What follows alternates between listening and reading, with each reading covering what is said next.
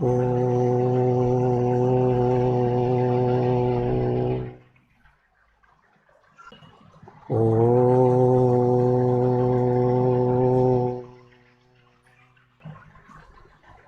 ఓం సహనావవతు సహనౌ భునక్తు సహ వీర్యం కరవావహై తేజస్వినావధీతమస్తు మా విద్విషావహై. ఓం శాంతి శాంతి శాంతి. ఓం గురుర్బ్రహ్మా గురుర్విష్ణుః గురుర్దేవో మహేశ్వరః గురురేవ పరం బ్రహ్మ తస్మై శ్రీ గురవే నమః. ఓం సర్వవేదాంత సిద్ధాంత గోచరం తమగోచరం గోవిందం పరమానందం సద్గురుం ప్రణతోస్మ్యహం. 132 చదివేస్తాం కదా.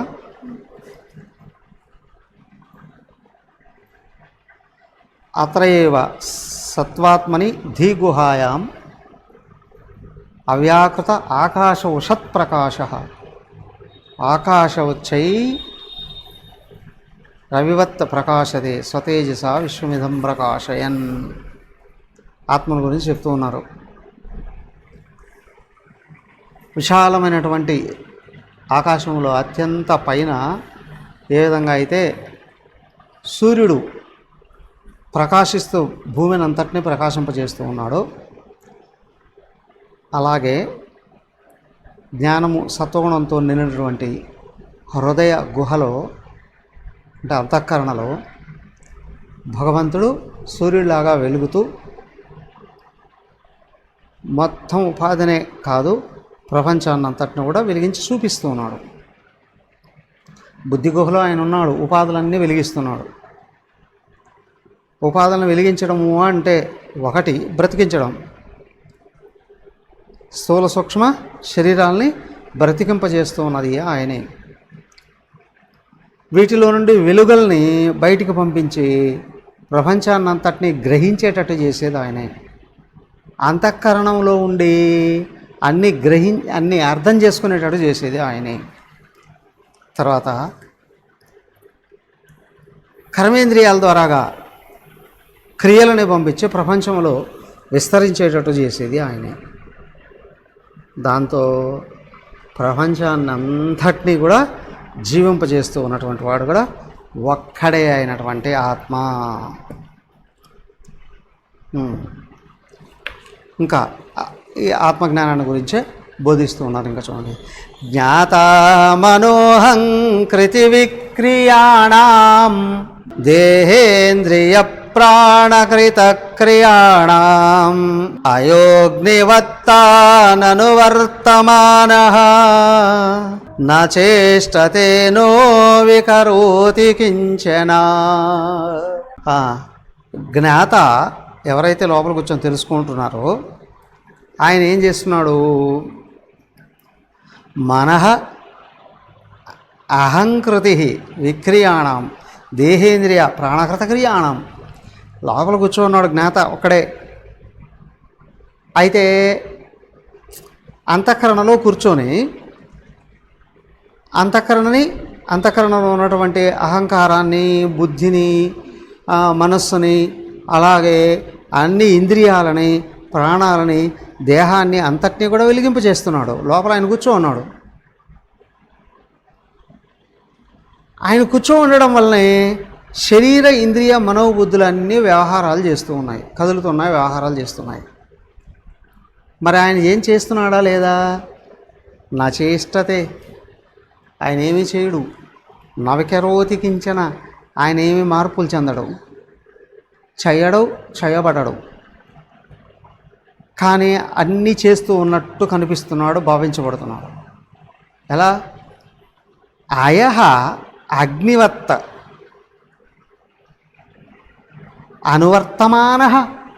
అయహ ఇనపగుండు, అగ్నివత్ ఓ ఇనపగుండుని తీసి అగ్నిలో వేసాం. కొద్దిసేపటికి ఏమవుతుంది, ఈ అగ్ని అంతా ఇనపగుండుకు వచ్చేస్తుంది. ఇనపగుండు చూడడానికి ఏమో నల్లగా ఉంటుంది, చల్లగా ఉంటుంది. అగ్ని ఎర్రగా ఉంటుంది, వేడిగా ఉంటుంది. ఈ గుండు తీసుకెళ్ళి దాంట్లో వేస్తూనే కొద్దిసేపటికి ఆ అగ్ని దాని స్వభావాన్ని దీనికి ఇచ్చినట్లు కనిపిస్తుంది. ఇనపగుండు ఎర్రగా వచ్చింది, వేడిగా ముట్టుకుంటే కాల్చి పారేస్తుంది కదా, కాల్చి పారేస్తుంది. అలాగే ఏంటంటే ఆత్మ లోపల కూర్చో ఉండడం వలన, ఆత్మ ఎక్కడుంది, లోపల ఉంది, బయట ఉంది, అంతటా ఉంది. ఈ ఇనపగుండు లాంటి జడమైనటువంటి శరీరమున బుద్ధులు ఉన్నాయే, దాని సాన్నిధ్యంలో ఇవన్నీ జ్ఞానాన్ని పొందుతూ ఉన్నట్టు కనిపిస్తున్నాయి. అలాగే ఇవన్నీ వ్యవహరిస్తూ ఉన్నట్టు కనిపిస్తున్నాయి. ఇవి కర్మలు చేస్తున్నట్టు కనిపిస్తున్నాయి. ఓకే, ఇవి చేస్తున్నాయి, వ్యవహరిస్తున్నాయి, అన్నీ చేస్తున్నాయి. కానీ ఇవన్నీ చేస్తూ ఉంటే లోపల ఉన్న ఆత్మ అయిన జీవుడు ఏం చేస్తున్నాడు? తాదాత్మ్యం చెందేశాడు. తాదాత్మ్యం చెందినట్లు కనిపిస్తుంది. వాస్తవానికి చెందినట్టు కనిపిస్తే వీటి యొక్క వ్యవహారాలు ఏవైతే ఉన్నాయో ఇవి నావి అను అహంకృతి, అనే అహంకారం అన్నారు. ఈ దేహం నేను అనుకోవడం వల్ల దేహం చేస్తున్నటువన్నీ నేను చేస్తున్నాను అని, లోపల ఉన్న మనోబుద్ధులు నేను అనుకోవడం వల్ల అవి చేస్తూ ఉన్నటువంటివి నేను చేస్తున్నానని భావాలు లోపల నుంచి పరిగెత్తుకుంటూ వస్తున్నాయి. దేహేంద్రియ ప్రాణక్రియాణం, దేహ ఇంద్రియ ప్రాణక్రియలన్నీ ఈ విధంగా తన మీద తను ఆపాదించుకోవడం జరుగుతుంది. నచేష్టతే నవికరోతి. వాస్తవానికి ఆత్మ ఏం చేస్తుంది? ఆత్మ ఏం చేయదు. అగ్ని ఎర్రగా ఉంటుంది, ఓకే. ఏ ఆకారంలో ఉంటుంది? అగ్ని ముక్క ఏది దాంట్లో వేస్తే దాని ఆకారంలోకి వచ్చేస్తుంది, అవునా? ఏ విధంగా ఆకారం ఉంది అగ్ని ముక్క, ఆకారంలో ఉన్నట్టు అగ్నికి ఏ ఆకారం ఉంది? ఏ ఆకారం లేదు. వెలుగు వేడి ఉంది, ఒక్కోసారి వెలుగు కూడా కనిపించదు, వేడి కనిపిస్తుంది. వెలుగు కూడా కనిపించదు, వేడి కనిపిస్తుంది. అలాగే ఇక్కడ ఏంటంటే ఆత్మకి ఏ ఆకారమూ లేదు, కానీ ఉపాధి మీద కూర్చోవడంతో ఉపాధి ఏ ఆకారం ఉందో ఇది నేను అని అనుకుంటుంది. నా రూపం ఇది, నేను చేసే పనులు ఇవి, నా వ్యవహారాలు ఇవి అని లోపల ఈ భావాన్ని పొందుతూ ఉంది. ఈ భావాన్ని పొందుతుంది.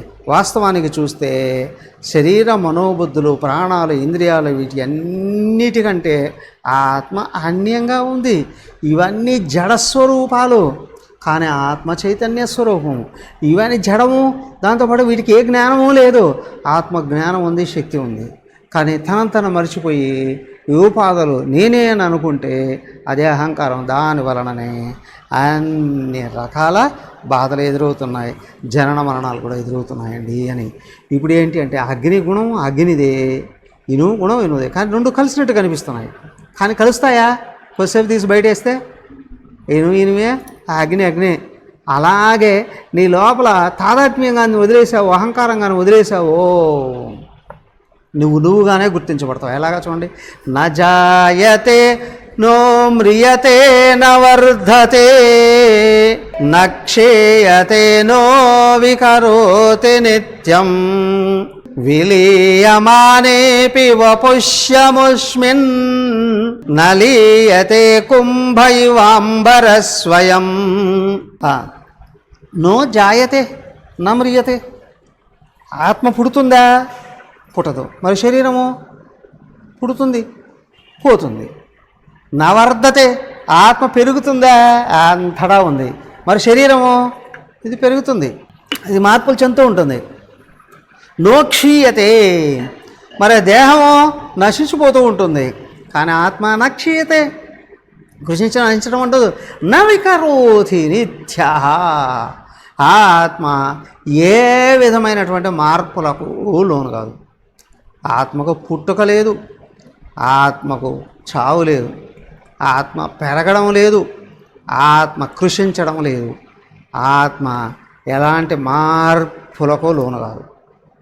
కానీ అముష్మిన్ను వపుహు విలీయమానే అపి. ఇదిగో ఈ పై కనిపిస్తున్న శరీరం ఉందే, ఇది పూర్తిగా నశించిపోయి కనిపించకుండా పోయినప్పటికీ కూడా కుంభ ఇవ అంబరః స్వయం నలీయతే. కొండ పగిలిపోయినా కొండలోన ఆకాశం ఏ విధంగా అయితే నశించిపోదో అలాగే ఆత్మ కూడా శాశ్వతంగా ఉంటుందండి. ఇది స్పష్టంగా చూపిస్తున్నారు. ఏంటంటే అనాత్మ అయిన శరీరము, ఆత్మ పరమాత్మ అయిన ఆత్మ చైతన్యము రెండు కలిసినట్టు కనిపిస్తున్నాయి, వాస్తవానికి కలవు. కాకపోతే జడమైంది. ఆత్మ ఎక్కడుందండి? లోపల ఉందా బయట ఉందా? ఆత్మ లోపల ఉందా బయట ఉందా? అంతటా ఉన్నటువంటిదే. మరి దేహానికి లోపల ఉందా లేదా? దేహానికి లోపల కూడా ఉంటేనే దేహం ఎదగడం అనేటువంటిది, దేహం గుర్తించడం అనేటువంటిది జరుగుతుంది, వ్యవహరించడం అనేటువంటిది జరుగుతుంది. కానీ ఏంటంటే ఏమైనా తాదాత్మ్యం చెందిందా? అబ్బే లేదు. ఇనుపగుండ అగ్నిలో పడితే ఇనుపగుండ అంతా అగ్నిలాగానే కనిపిస్తుంది. కానీ ఆ అగ్ని ఎప్పుడు తనను కోల్పోయి ఇనపగుండకి తను ఇచ్చేసుకోదు. ఇనపగుండ వచ్చి అగ్నిలో కూర్చుంటే ఇనపగుండనే అగ్నిలాగా మార్చేస్తుంది. అది మళ్ళీ పక్కకి వెళ్ళడంతో అది మొత్తం కోల్పోతుంది, అగ్నిని కోల్పోవడం జరుగుతుంది, అగ్నిగా మిగిలిపోతుంది. అలాగే ఇక్కడ ఏంటి అంటే ఈ దేహం బ్రతికున్నంత వరకు ఏమవుతుందంటే చైతన్యం ఇందులో ఉంది కాబట్టి ఇది బ్రతికుంది, ఇది వ్యవహరిస్తుంది, ఇది రకరకాల మార్పులు చెందుతుంది. ఏమండి అంటే ఇది రకరకాల మార్పులు చెందుతుంది. ఉండడము, పుట్టడము, పెరగడము, మార్పు చెందడము, కృషించడము, నశించడము. అయితే ఇవన్నీ కూడా లోపల ఆత్మ ఉన్నంత వరకే జరుగుతాయి. లోపల ఆత్మగా లేదా అన్నీ హఠాత్తుగా అన్నీ మాయమైపోవడం అటువంటి జరుగుతుంది. కానీ ఇందులో ఉన్నంతవరకు జీవుడు ఏమనుకుంటున్నాడు? తన నిజస్వరూపాన్ని మరిచిపోయి ఈ దేహమే నేను అని అనుకుంటున్నాడు. ఈ దేహమే నేను అని అనుకుంటున్నాడే, ఇదేనండి ప్రమాదకరమైనటువంటిది. కానీ వాస్తవానికి ఆత్మ ఎప్పుడూ వేరే. ఆత్మ పుట్టనే లేదు, ఎప్పటి నుంచో ఉంది. ఆ ఆత్మ పెరగడం అంటూ ఏమీ లేదు, అంతటా నిండి ఉంది. ఆ ఆత్మ మరి కృషించడం అంటూ ఏమీ లేదు, ఎందుకంటే దాంట్లో వేరే అవయవాలే లేవు. ఆత్మ నశించిపోవడం అస్సలే లేదు. ఆత్మ మార్పులు చెందుతుందా? అవకాశం లేదు, ఎందుకంటే ఆత్మలో అవయవాలే లేవు. కేవల సూక్ష్మాతి సూక్ష్మమైన చైతన్య శక్తి, అదే నువ్వు. కానీ నువ్వేమనుకుంటున్నావు? నిన్ను మరిచిపోయి దేహం అని అనుకుంటున్నావే. ఈ దేహానికి కూడా ప్రాణం ఉంది కదండి, దీనికి జ్ఞానం ఉంది కదండి, దీనికి శక్తి ఉంది కదండి అని అనుకుంటున్నావు. నీకున్నా ఇవన్నీ ఓకే, కానీ నువ్వు ఇది కాదు. ఇది నిరంతరం మార్పులు చెందుతుంది, నువ్వు మార్పు చెందట్లేదు. నిన్ను నువ్వు మర్చిపోయావో మార్పులు చెందినట్టు భావిస్తూ ఉన్నావు, అది గుర్తుంచుకో. ప్రకృతి వికృతి భిన్న శుద్ధబోధ స్వభావ సదసరిదమశేషం భాసయన్ నిర్విశేష విలసతి పరమాత్మా జాగ్రదాదిస్వస్థాసు అహమహమితి సాక్షాత్ సాక్షిరూపేణ బుద్ధి. నీ నిజస్వరూపం, ఆత్మస్వరూపం ఏదైతే ఉందో, ప్రకృతి వికృతి భిన్న. ప్రకృతి కనిపిస్తూ ఉన్నటువంటి శరీరం మనోబుద్ధులని ఇవి ప్రకృతి అండి. వికృతి దీంట్లో మార్పులు. యాక్చువల్గా ప్రకృతి అంటే కారణ శరీరం, అవునా? అది కదిలింది అంటే వికృతులన్నీ తయారవుతాయి, మార్పులన్నీ. సూక్ష్మ శరీరం కారణ శరీరం యొక్క వికృతి, స్థూల శరీరం సూక్ష్మ శరీరం యొక్క వికృతి. ఒకటి మూలం అండి, అది మార్పులు చెందింది, అది వికారం పొందింది. అంటే వికారం అంటే ఆ బంచ ఆకారం లేకపోవడం అనేటువంటిది కాదు, ఆకారంలో మార్పులనే వికారాలు అని అంటున్నారు. అలాగే ఏంటి అని అంటే సూక్ష్మాది సూక్ష్మంగా ఉన్నటువంటి కారణ శరీరం కదిలి సూక్ష్మ శరీరం అయింది, అది కదిలి స్థూల శరీరంగా మారుతూ ఉంది. సో కాబట్టి ఇవన్నీ కూడా ప్రకృతులే, వాటిలో కూడా మార్పులు చెందుతున్నాయి. ఇవన్నీ కూడా వికృతులే. ప్రకృతి వికృతి రెండు కలుస్తూ ఉన్నాయి. అంటే ప్రకృతి వికృతిగా మారుతూ ఉంది, కానీ ఆత్మ ప్రకృతి కాదు, ఆత్మలో మార్పులే లేవు. త్రిగుణాత్మకమైనటువంటిది ప్రకృతి, అది కదిలి మార్పులు చెందుతున్నాయి, వికృతులు అంటున్నాం. ఆత్మలో ఏ గుణాలు ఉన్నాయి? ఏ గుణాలు లేవు, గుణాలకు అతీతమైనటువంటిది. సో కాబట్టి శుద్ధ బోధస్వభావ, అది సంపూర్ణమైనటువంటి ఆ జ్ఞానస్వరూపమైనటువంటిది. కాబట్టి దాంట్లో మార్పు దానికి అవకాశం. సత్ అసత్ ఇదం అశేషం భాషయన్. సత్ అసత్ ఇదం అశేషం భాషయన్ నిర్విశేష. దాంట్లో ఏ విశేషణాలు లేవు కానీ సత్ అసత్ రెండిట్టి వెలిగింపజేస్తుందండి. సత్ అంటే ఇక్కడ ఆత్మ అని కాదు, మళ్ళీ సత్ అంటే కనిపించేటువంటిది స్థూలమైన ప్రపంచం ఇక్కడ చెప్పబడింది. అసత్ అంటే సూక్ష్మమైన ప్రపంచం, ఆలోచనల ప్రపంచం ఉంది కదా, లోపల బయట అంతటినీ వెలిగింపజేస్తుంది. కానీ దీంట్లో ఏ విశేషం లేదండి. మెర్క్యూరీ లైట్ని చూస్తే ఎర్రగా గోల్డ్ కలర్లో కాంతి కనిపించినట్టు ఉంటుంది. ఆ ఎల్ఈడి బల్బులు చూస్తే, ట్యూబ్ లైట్ చూస్తే తెల్లగా వెలుగుస్తూ ఉన్నట్టు ఉంటుంది. ఎందుకో కరెంటు ఏ రంగులో ఉంటుంది? రెండింటికి అతీతమే. అది కాదు ఇది కాదండి, రెండింటికి అతీతంగా ఉందండి కరెంట్. అలాగే ఒక్కొక్క శరీరం ఒక్కొక్క రకంగా కనిపిస్తుంది, ఒక్కొక్క మనోబుద్ధి ఒక్కొక్క రకంగా కనిపిస్తుంది. మరి ఆత్మ ఎలా ఉంది? ఎప్పుడు వీటన్నిటికంటే వేరుగానే ఉంది. విలసతి పరమాత్మ జాగ్రత్తాది సు అవస్థాసు.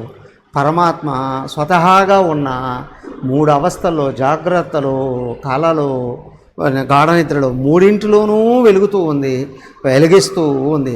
అహం అహం ఇది సాక్షాత్, నేను నేను అంటూ సాక్షాత్తు సాక్షి రూపేణ బుద్ధికి సాక్షిగా ఉంటూ మొత్తం ఉపాధులన్నిటినీ వెలిగింపజేస్తూ ఉందండి. ఆత్మ అన్నిటినీ వెలిగింపజేస్తుంది. నియమిత మనసామం త్వం స్వమాత్మానమాత్మని అయమహమితి సాక్షాత్ విద్ధి బుద్ధిస్ప్రసాదాత్ జని మరణ తరంగాపార సంసార సింధుం ప్రతర భవ కృతార్థో బ్రహ్మరూపేణ సంస్థ. నియమిత మనస, నియమించబడినటువంటి మనస్సు చేత ఎవరైతే అహం త్వం స్వం ఆత్మానం ఆత్మని ఎవరైతే ఇంద్రియ మనోబుద్ధుల్ని చక్కగా నియమించబడాలి అని అంటే ఇవి శుద్ధమై ఉండాలి. ఇంద్రియ మనోబుద్ధులు మొదట శుద్ధమైతే, అంతఃకరణం శుద్ధమైతే, శుద్ధమైనటువంటి అంతఃకరణతో ఇంద్రియాలన్నిటినీ నిగ్రహించవచ్చు. ఇప్పుడు ఇంద్రియాలని నిగ్రహించబడ్డాయి అంటే శుద్ధమైనటువంటి అంతఃకరణలో, బుద్ధిలో నేను ఎవరు అనేటువంటిది స్పష్టంగా కనుక్కోవచ్చు. త్వం స్వం ఆత్మానం, నీవు నిన్ను, ఆత్మని నీలో, అయం అహమితి, ఇదిగో ఈ నేను అనేటువంటిది ఏదైతే ఉందో, దానికి మూలం ఏదైతే ఉందో అది నేను అనేటువంటి విషయం సాక్షాత్తు విద్ధి, బాగా తెలుసుకోవాలి. బుద్ధి ప్రసాదాత్, అయ్యా నీ అంతఃకరణ అనుగ్రహిస్తేనే ఇది నీకు తెలియడానికి అవకాశం ఉంది. అంటే నీ మనసు నీ మాట వింటేనే నీకు ఈ విషయం తెలుస్తుంది. నీ మనసు నీ మాట కానీ వినకపోతే నీకు తెలియదు. జని మరణ తరంగ అపార సంసార సింధుం, జనన మరణాలతో కూడినటువంటి అపారమైనటువంటిది, అనంతమైనటువంటి సముద్రం. జనన మరణాలు ఎప్పుడు ఆగిపోతాయండి? తెలియదు. జాతస్య హి ధ్రువో మృత్యు ధ్రువం జన్మ మృతస్య చ. పుట్టినవాడు గిట్టక తప్పదండి, అలాగే పోయినవాడు మళ్ళీ రాక తప్పదండి అని. ఏమయ్యా ఎంతవరకు అంటే దేహం నేననే భావం ఉన్నంత వరకు ఇవి జరుగుతూనే ఉంటాయి. కానీ ఈ దేహం నేను కాదు, ఆత్మలను గుర్తించావో ప్రతర భవ కృతార్థో, వీటిని బాగా తరించు. ప్రతర ప్రకర్షణ తర, దాటిపో. కృతార్థ భవ, కృతార్థుడివి కా. బ్రహ్మరూపేణ సంస్థ, బ్రహ్మస్వరూపంలో స్థిరంగా నిలబడినటువంటి వాడివై వీటన్నిటిని దాటిపోవయ్యా, అన్నిటినీ దాటిపోవాలి. అలాగా ముందు అంతఃకరణని శుద్ధం చేసుకొని, ఇంద్రియాలను నిగ్రహించుకొని, శరీరేంద్రియాలని నిగ్రహించుకొని తనను గుర్తించగలగాలి. మనసు శుద్ధంగా ఉందంటే స్పష్టంగా అర్థమవుతుంది నేను ఉపాధులు కాదు అని. ఉపాధులకు అన్యంగా నేనున్నాను అని ఎప్పుడైతే తెలుస్తుందో ఆ భావంలో చక్కగా స్థిరపడడానికి ప్రయత్నం చేయాలి. ఆ భావం నిత్యం నిరంతరం కానీ కొనసాగుతూ ఉందా, ఇక బయట నుంచి ఏం చేయలేదు, ఉపాధుల తాదాత్మ్యం రాదు. లోపల ఆత్మభావం నిరంతరం కొనసాగితే ఉపాధులు ఏమీ చేయలేవు, ప్రపంచము ఏమీ చేయలేదు, తరించిపోతాం. 137. సరే, ఇంతగా తరించాల్సింది ఏంటండి అంటే బంధాన్ని. ఏమిటయ్యా బంధం? అత్రానాత్మన్యహమితి మతేర్బంధ ఏవాస్య పుంసః ప్రాప్తో జ్ఞానాజ్జనన మరణ క్లేశ సంపాత హేతు ఏనైవాయం వపురిదమసత్ సత్యమిత్యాత్మబుద్ధ్యా పుష్యత్యుష్యత్యవతి విషయై తంతుభిః కోశకృద్వతు. అత్ర అనాత్మని అహమితి మథేహి. ఇక్కడ ఈ అనాత్మలో ఆత్మబుద్ధి, అనాత్మైనటువంటి శరీర మనోబుద్ధుల్లో నేను అనేటువంటి భావం ఏదైతే ఉందో బంధ ఏవాస్య పుంసః, ఈ జీవుడికి బంధహేతు అయినటువంటిది. ఇదే బంధం. శరీరం నేను అని అనుకోవడమే బంధం. బంధ ప్రాప్త, బంధం వచ్చేసినట్టే. అజ్ఞానాత్, ఇదే అజ్ఞానం. అజ్ఞానాత్ జనన మరణ క్లేశ సంపాదహేతు. నిన్ను నువ్వు మరిచిపోయి శరీర మనోబుద్ధులు నువ్వు అని ఎప్పుడైతే అనుకుంటున్నావో వీటి వలన అన్ని బాధలు దుఃఖాలు అన్నీ వచ్చి కూర్చుంటున్నాయి.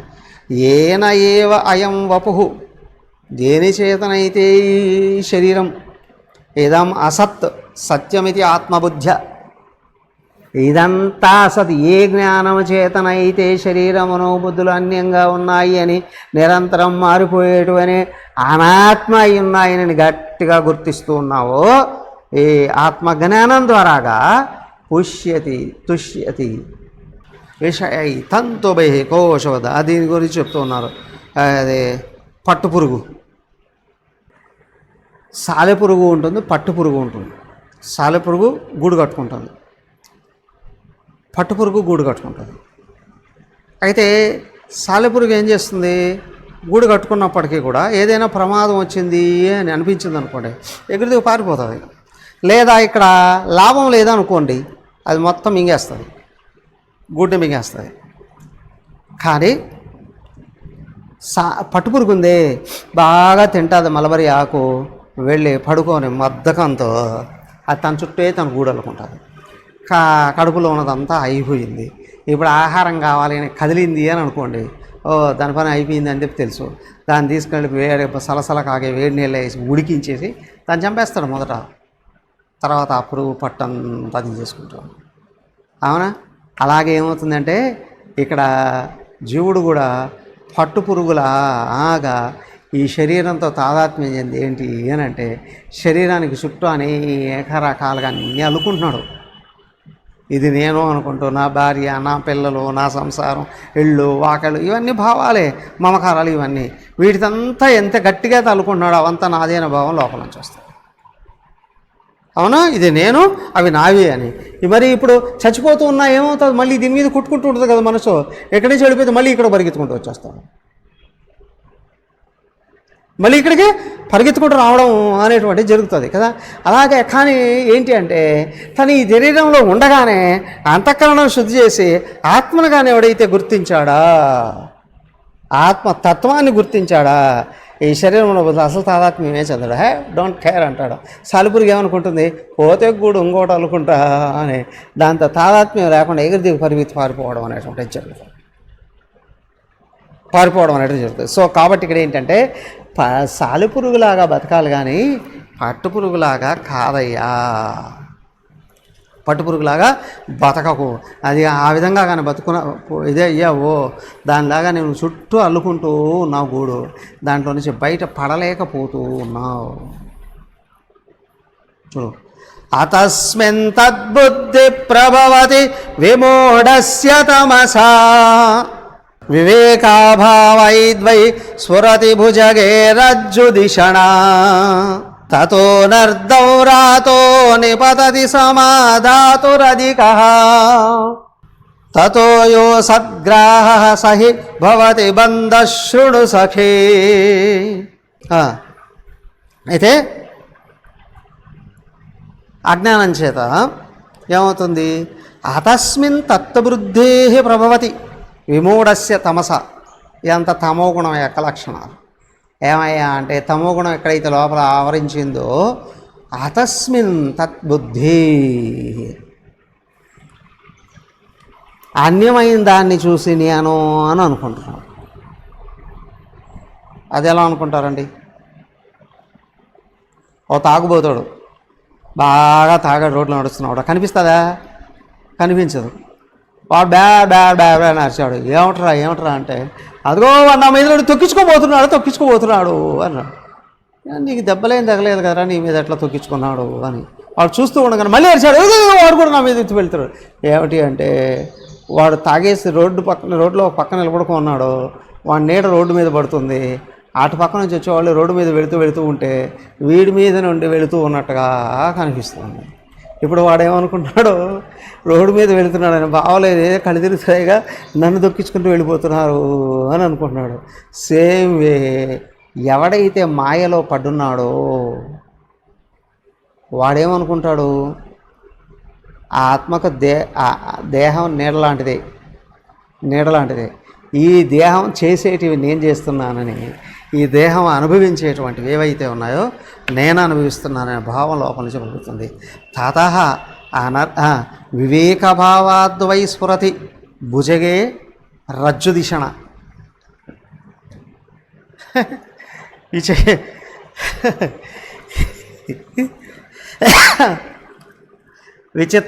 విచిత్రం ఏంటయ్యా అంటే అనేక సార్లు అనేక రకాలుగా ఎగ్జాంపుల్ చెప్పడం జరుగుతుంది. రాత్రిపూట చీకట్లో తాడును చూసి పాము అనుకున్నాడండి అని, అవునా? ఓకే, సహజం.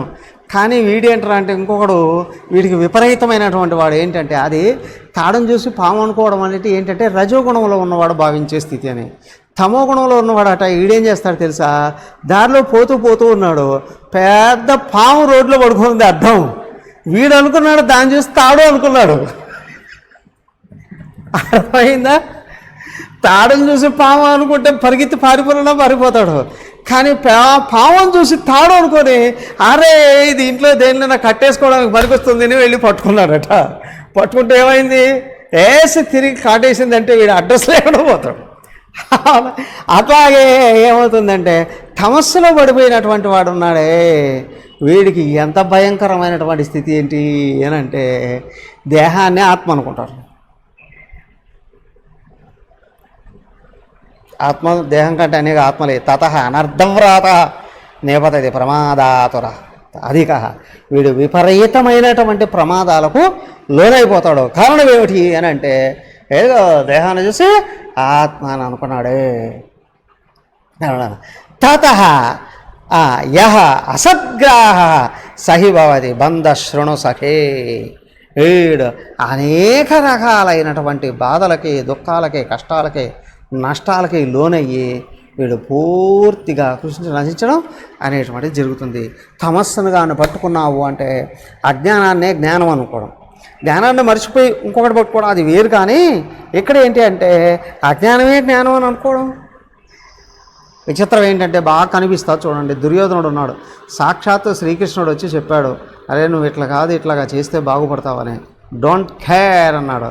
ఏమన్నాడు, శకుని ఇచ్చి చెప్పాడు, వాడు కావాలని నాశనం చేయాలని వచ్చి పట్టుకున్నాడు. ఇప్పుడు శకుని ఏం చెప్తే చేసేసాడు. ఏమయ్యాడు, శకునితో సహా వీడు సర్వం నాశనం అయిపోయాడండి. అలాగే కాదు, ఈ శరీరమే సంపూర్ణం, ఈ శరీరమే పరమం, ఈ శరీరమే గొప్పదని కానీ పట్టుకున్నావో శరీరంతో పాటు నువ్వు కూడా పూర్తిగా పోయేటువంటి అవకాశం ఉంటుందయ్యా. చూడు, అఖండ నిత్యాద్వయబోధ శక్త్యా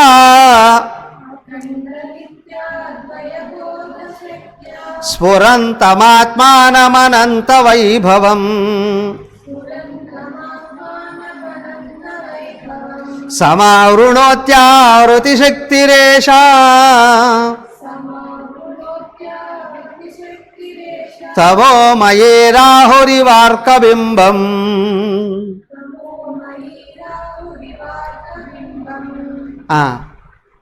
విచిత్రం ఏంటి అంటే రాహు అర్కబింబం ఇవ, సూర్యుడి రాహు మింగేసినట్లుగా తమోమయి ఏష ఆవృతి శక్తి, పూర్తిగా అజ్ఞానంతో కూడినటువంటిది ఏ ఆవరణ శక్తి అనేటువంటిది ఏదైతే ఉందో అది ఆవరణం, అది పూర్తిగా మింగేస్తుంది, కప్పేస్తుంది. దేన్ని? అఖండ నిత్య అద్వయ బోధశక్త్యా స్ఫురంతం ఆత్మానం అనంత వైభవం. ఆత్మలక్షణాలు అఖండమైనది, రెండవది లేనిది, నిత్యం ఎప్పటికే ఉండేది, అద్వయ రెండవది లేనిది, బోధశక్త్యా జ్ఞానశక్తి, ఇది స్ఫురంతం ఆత్మానం లోపల నేను నేను అని స్ఫురిస్తున్నది, అనంత వైభవం. అయ్యా యావత్ సృష్టి ఆత్మ యొక్క శక్తి అయినప్పటికీ కూడా ఏష ఆవృతి శక్తి, ఈ ఆవరణ శక్తి అనేటువంటిది తమోమయి తామసికమైనది, ఆవరణది పూర్తిగా కప్పేస్తుంది, పూర్తిగా కప్పేసేస్తుంది. ఆవరణ శక్తి అంత భయంకరమైనటువంటిదండి. ఏంటి అంటే తమస్సు లోపల ఆవరించింది అంటే అనంతమైనటువంటి ఆత్మను పూర్తిగా సర్వనాశనం చేస్తుందండి. శకునే ఆవరణ రూపంలో వచ్చాడు దుర్యోధనుడి దగ్గరికి. కృష్ణుడు ఎన్ని రకాల హెచ్చరికలు చేసినా అస్సలు గుర్తించలేదు. ఏం చేశాడు? ఏమయ్యాడు?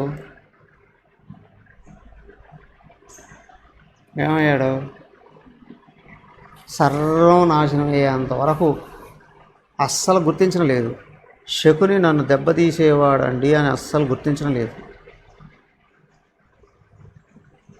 కానీ ఒక్కసారి నా భగవంతుడు సత్యం అని కానీ ఆలోచించుంటే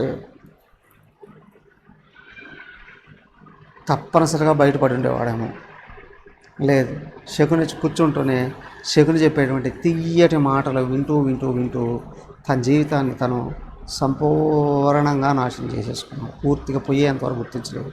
అలాగే తిరోభూతే స్వాత్మని అమల తరతేజోవతి పుమాన్ అనాత్మానం మోహాదహమితి శరీరం కలయతి తతః కామక్రోధ ప్రవృతిభిరముం బంధన గుణై పరం విక్షేపాఖ్యారజసౌరుశక్తిర్వ్యధయతి. తిరోభూతే స్వాత్మని అమరతల తేజోవతి పుమాన్. అమలతరః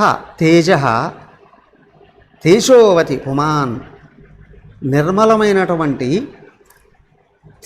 జ్ఞానపూరితమైనటువంటి తేజోపూరితమైనటువంటి ఆత్మశక్తి ఏదైతే ఉందో, ఆత్మ అనుభూతి లోపల కలగాలి. నేను దేహం కంటే అన్యంగా ఉన్నాను అనేటువంటి అనుభవం లోపల కలగాలి. అది కలగకుండా వెనక్కి తిరిగింది అని అనుకోండి, తామసిక శక్తి వచ్చి కూర్చుంది అనుకోండి, అనాత్మానం ఆత్మను కోల్పోయి నేను దేహం అని అనుకుంటూ మోహాత అహమితి శరీరం కలయతి, అనాత్మను ఆత్మ అని అనుకుంటున్నాడు. పడుకొని నిద్రపోతున్నాడు, కల వచ్చింది, నిద్రపోతున్నాడు అనే విషయం మర్చిపోవడం వలన కలలో కదులుతూ ఉన్నటువంటి రూపాన్ని నేను అని అనుకుంటున్నాడు. దాన్ని నేను ఎప్పుడైతే అనుకుంటున్నాడో వ్యక్తి సంపూర్ణంగా పతనమైపోతూ ఉన్నాడు. ఆ కలలో కదిలేటువంటి ఆ రూపం ఏదైతే ఉందో ఆ రూపం యొక్క అనుభవాలన్నీ తన అనుభవాలు అని అనుకుంటున్నాడు. అక్కడ భయం కలిగితే నాకు భయం కలిగింది అనుకుంటున్నాడు, అక్కడ సుఖం కలిగితే నాకు సుఖం కలుగుతుంది అనుకుంటున్నాడు. కానీ తనెవరు? తను అన్యంగా ఉన్నాడు. ఆ కళలో వచ్చినటువంటి భయంకరమైనటువంటి పీడాకరమైనటువంటి అనుభవం ఏదైనా ఒకటి కానీ మేల్కొన్న తర్వాత కూడా అదే నిజం అని కానీ పట్టుకున్నాడు, జీవితం సర్వం కోల్పోతాడు. టక్కుమని మేల్కొని చేసి అది నిజం కాదు, ఇది నిజం, నేను నిజం అనే విషయాన్ని కానీ మేల్కోగలిగేటట్లయితే, నేను అనేటువంటి విషయంలో మేల్కొన్నాడా వ్యక్తి, ఆ కళ నుండి కలిగిన బాధ కొంచెంసేపు వెంటాడినప్పుడు కూడా దాన్ని తోసిపారేసి తనలో తను నిలబడడానికి అవకాశం ఉంటుంది. కానీ అలా కాకుండా అదే నిజం అని కానీ పట్టుకుంటే తను మేలుకున్నప్పటికి కూడా పిచ్చివాళ్ళలాగా అయిపోతాడు. అలాగే నేను ఆత్మను అనే విషయం నీకు గుర్తుందంటే అంతఃకరణ గట్టిగా పట్టేయగలగాలి. అంతఃకరణను పట్టకుండా కేవలం దాన్ని వదిలేసి ఆలోచనల వెంట కనపడ్డా తను సంపూర్ణంగా కోల్పోతాడు. దానివల్ల ఏమొస్తాయి? మోహాద అహమితి శరీరం కలదు. మొదట దేహం నేను అని, తతః కామ క్రోధ ప్రవృతి ప్రవృతిభి అమం బంధన గుణై, కామక్రోధాలతో కూడినటువంటి అన్నీ బయటకు వచ్చి వేధిస్తాయి. పరం విక్షేపాఖ్య రజసౌరు వ్యధయతే, ఆ తర్వాత అది కూడా వచ్చి కూర్చుంటుంది. ఏది రాజసిక శక్తి ఉంది, అది కూడా వచ్చి కూర్చుంటుంది. అది ఏ విధంగా వేధిస్తుంది తర్వాత చూద్దాం. హరి ఓం. ఓం శాంతి శాంతి శాంతి. హరి ఓం. శ్రీ గురుభ్యో నమః. హరి ఓం.